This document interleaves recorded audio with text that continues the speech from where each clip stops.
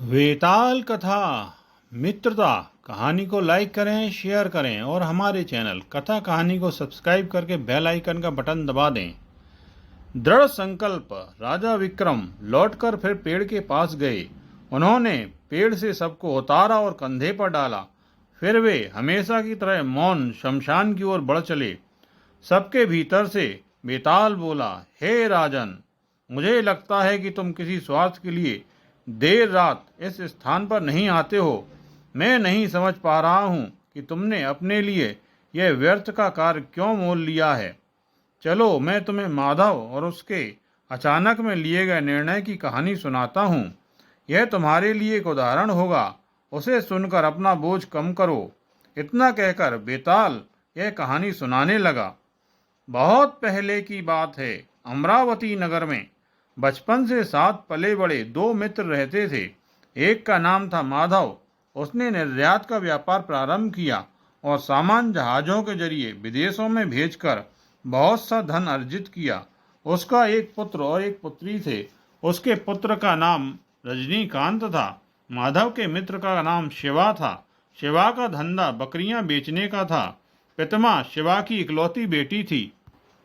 माधव और शिवा साथ पढ़े थे। दोनों के पिता बकरियों का व्यापार करते थे। माधव के पिता ने व्यापार को बहुत जल्दी बढ़ा लिया था। शिवा और माधव के युवा होने तक उनकी आर्थिक स्थिति में बहुत बड़ा अंतर आ गया था। लेकिन इससे माधव और शिवा की मित्रता में कोई अंतर नहीं आया। पर जब भी माधव आर्थिक सहायता के लिए कहता, शिवा उससे मना कर देता। वह दोनों के बीच थोड़ी दूरी बनाए रखने के प्रति बहुत संवेदनशील था। शिवा की पुत्री प्रतिमा बड़ी होकर बहुत सुंदर युवती हुई। उसकी पत्नी उसे हमेशा याद दिलाती थी कि उन्हें बेटी के लिए एक उपयुक्त वर की खोज करना चाहिए।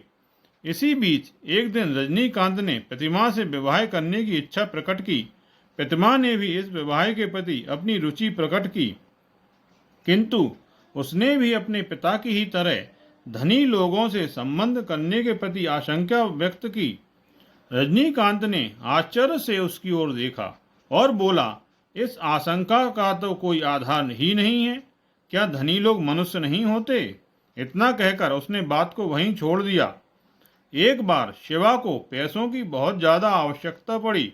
उसने जिनसे भी उधार के लिए पूछा, उन्होंने एक ही बात कही, जब तुम्हारा माधव जैसा धनी मित्र है तो उसी से क्यों नहीं बात करते? कोई भी चारा ना देखकर शिवा माधव से मिला। माधव ने उसे प्रेम से गले लगाकर पूछा, शिवा, क्या मैं तुम्हारे लिए कुछ कर सकता हूँ? शिवा ने अपने संकोच पर नियंत्रण करके कहा, मुझे 10,000 रुपये की अति आवश्यकता है। मैं तुम्हें शीघ्र ही यह राशि वापस लौटा दूंगा।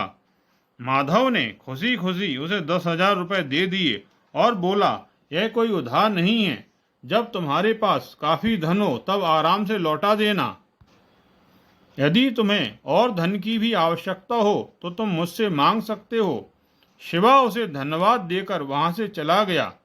उन 10,000 रुपयों से उसका व्यापार चल निकला। एक महीना बीतने पर उसने अपनी पुत्री प्रतिमा को 1/4 मूलधन और कुछ ब्याज देकर माधव को देने के लिए भेजा। माधव विवाह योग्य पुत्री को धन लौटाने के लिए अपने पास भेजने से शिवा से चिढ़ गया। फिर भी उसने प्रेम से प्रतिमा के सिर पर थपकी देकर कहा, इस धन को लौटाने की इतनी जल्दी क्या है? मैंने तो जरूरत के समय उसकी मदद की थी। उसने इसमें ब्याज भी जोड़ दिया है। क्या वह मुझे बाहरी आदमी समझता है? उसने प्रतिमा को अपने वाहन से घर भेजा। प्रतिमा ने शिवा को बताया कि माधव ने उससे कितना प्रेमपूर्ण व्यवहार किया था। शिवा ने इस पर कोई ध्यान नहीं दिया। उसके बदले उसने पूछा, उसने ब्याज लिया कि नहीं? वह अधिक महत्वपूर्ण है। प्रतिमा को इससे आश्चर्य हुआ। उसने कहा, पैसा इतनी जल्दी चुकाने के कारण उन्हें बहुत दुख हुआ। फिर भी शिवा अपने प्रश्न पर अड़ा रहा। उसने धन लिया कि नहीं? प्रतिमा ने धीरे से कहा। उन्होंने पूछा कि आपने अपनी युवा पुत्री के हाथ पैसा क्यों भेजा?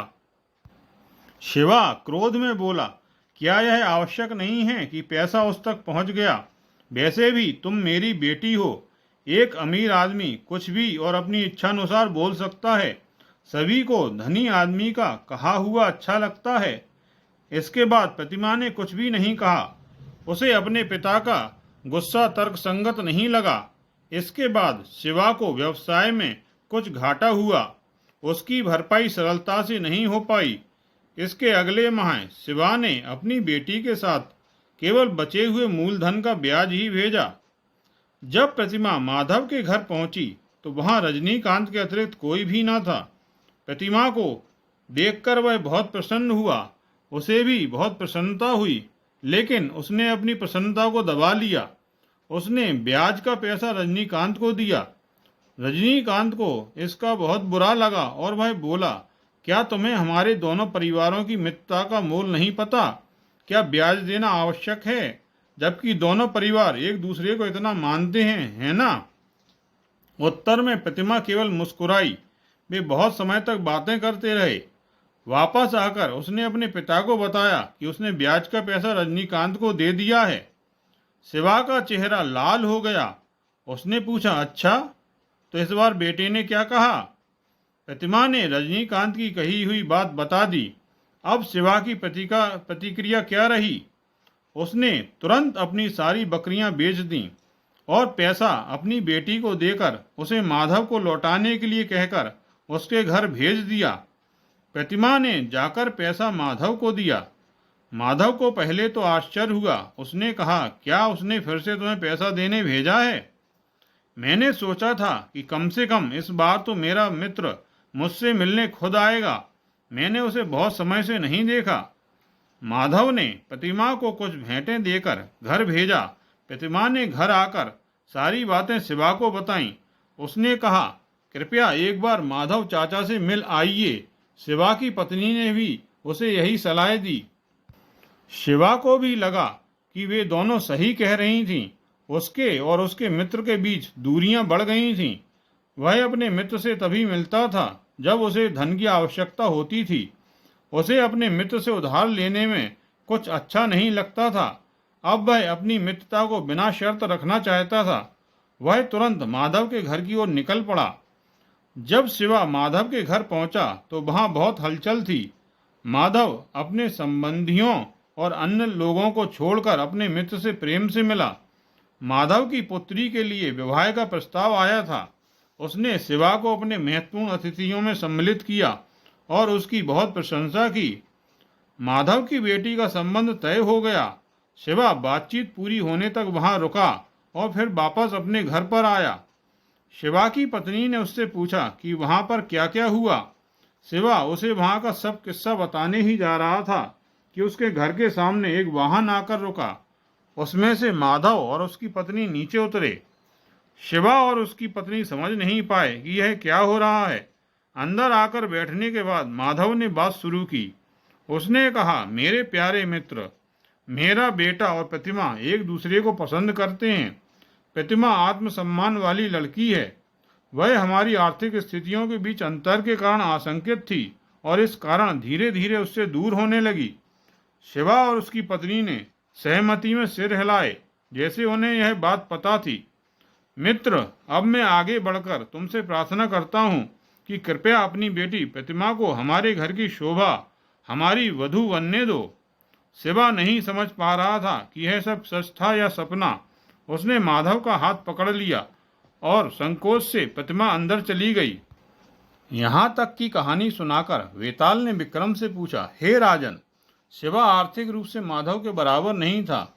उससे मदद लेने के बाद भी शिवा कठोर व्यवहार करता था, लेकिन अपने पुत्र के लिए श्रेष्ठ युवती का चयन करने की जगह माधव ने उसकी पुत्री को अपने पुत्र के लिए सबसे उपयुक्त माना। माधव ने ऐसा निर्णय क्यों लिया? यदि तुम जानकर भी इसका उत्तर नहीं दोगे तो तुम्हारा मस्तिष्क फटकर टुकड़े टुकड़े हो जाएगा। इस पर राजा विक्रम ने कहा, दोनों मित्रों को यह पता था कि धन कई प्रकार की समस्याओं का कारण होता है।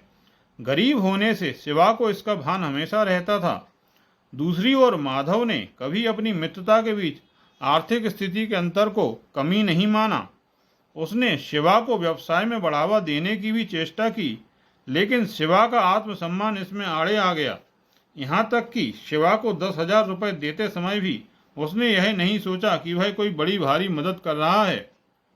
उसने शिवा से उस सहायता को भूल जाने का भी आग्रह किया, लेकिन माधव से धन मिलने के बाद शिवा इस बारे में और भी अधिक सजग हो गया। वह यह सिद्ध करने की चेष्टा करने लगा कि वह माधव की दया पर निर्भर नहीं है। साथ ही वह अपने मित्र से न मिलकर उससे दूरी बनाना चाहता था। माधव महान व्यक्ति था। उसके थोड़े से पैसों का ब्याज देकर शिवा उसे किसी सामान्य महाजन के स्तर पर ला रहा था। लेकिन माधव समझता था कि धन और आर्थिक स्थिति में अंतर मित्रता के आड़े नहीं आना चाहिए। इसी कारण माधव ने अपने बेटे के लिए शिवा की बेटी का हाथ मांगने का निश्चय किया।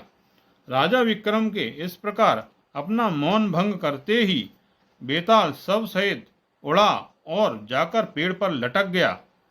आपने यह कहानी ध्यानपूर्वक सुनी, इसके लिए धन्यवाद। आपको यह कहानी कैसी लगी कृपया कमेंट बॉक्स में जाकर लिखें।